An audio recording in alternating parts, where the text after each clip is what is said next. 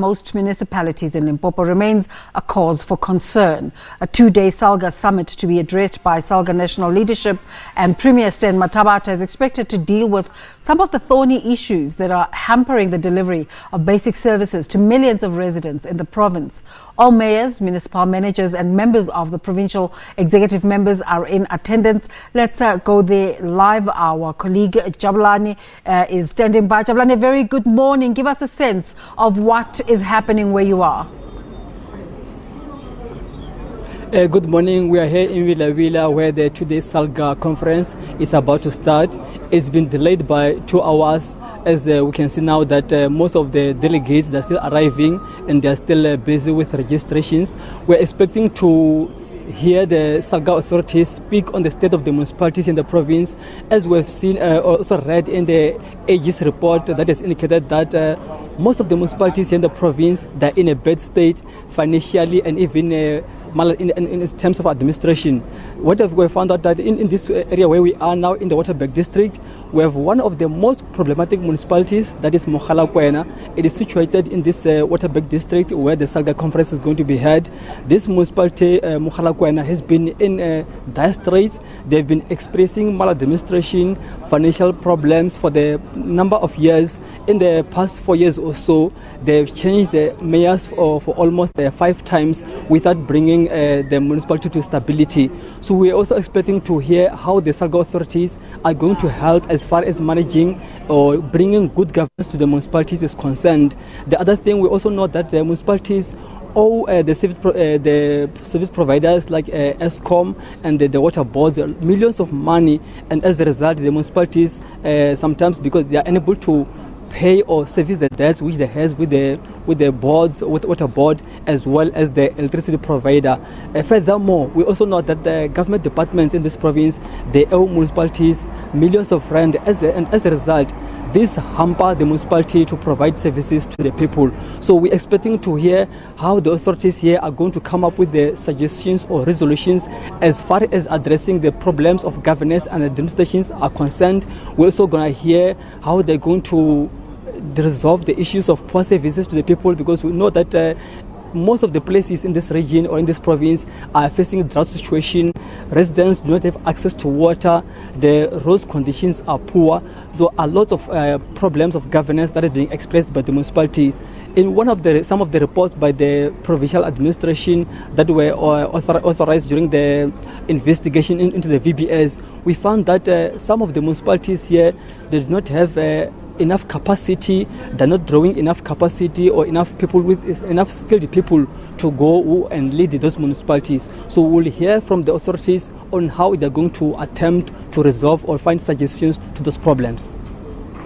Jabulani, Limpopo has 5 district municipalities which are then further divided into 22 local municipalities. Give us a sense of which municipalities are displaying some sense of good governance.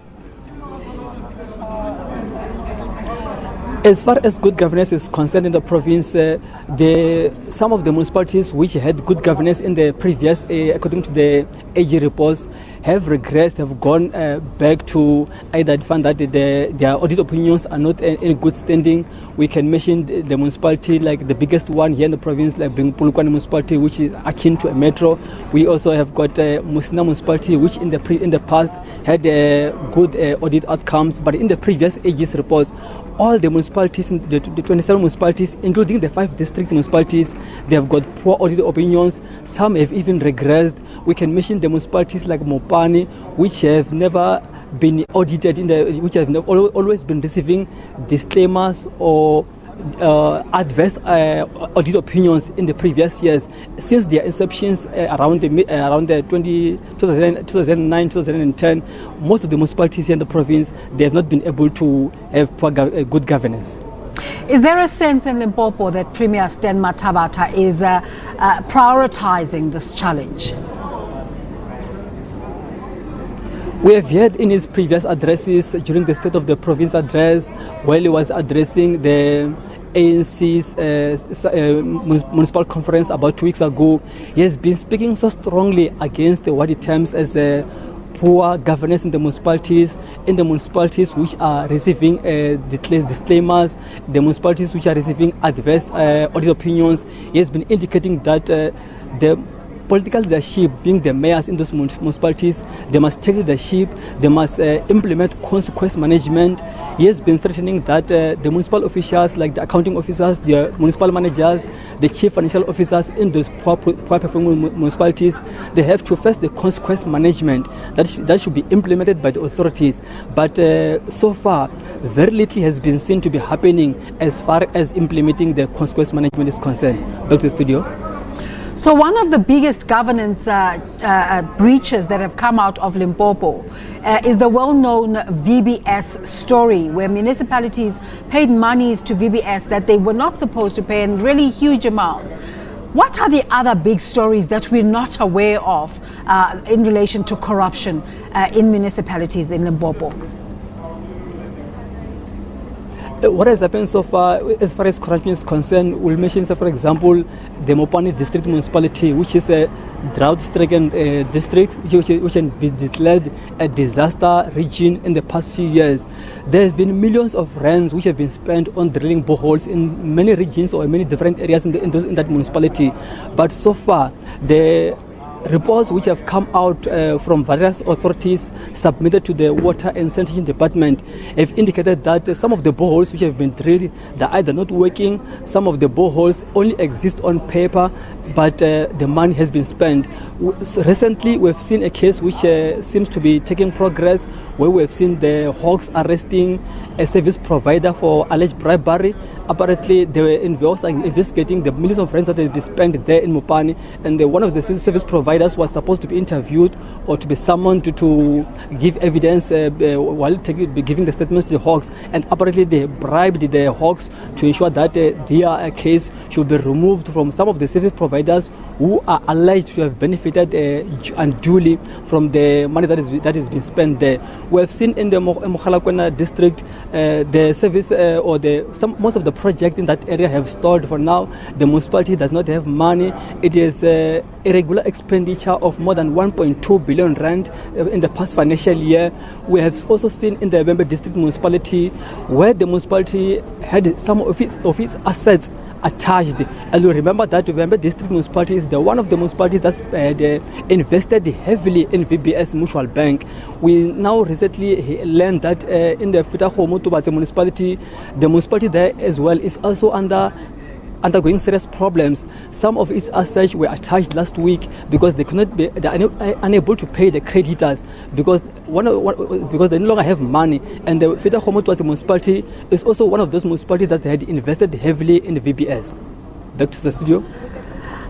While we still have you, Jabulani, recently we reported on 2 councillors being killed in one of the municipalities in Limpopo related to corruption. Do we know how far that case is? Have the perpetrators been arrested? And how far is this case going? Can you give us any update here? As far as the killing of those 2 prominent ANC members in Mkhalakwana is concerned, we know that police investigations are continuing. We haven't had any arrest that has happened so far. And you remember, it's not only those 2 people, that there are actually 4 of them that have been killed in Mkhalakwana region in political related killings in that area. And in all those 4 killings, no one has been arrested up to so far. We also know that the NEC had sent some of its delegation to conduct investigation in that municipality. The report that we are waiting to be made public, that is going to indicate the state of governance in that municipality, the leadership in that municipality, because we also hear that the municipal authorities or some of the municipal officials, they have got business dealings with the same municipality where they are working at Mokgalakwena. We also know that some of the municipal authorities there, they employ their relatives to work in the municipality. Recently, we have heard that one of the municipal officials there has employed more than 200 workers in the Mokgalakwena municipality. There's no organogram for those positions. Those positions were not even advertised for. So you can see the extent of corruption that is taking place in some of the municipalities here in the province. Just give us a sense once again in terms of what's happening today, the program, and how long it's going to take.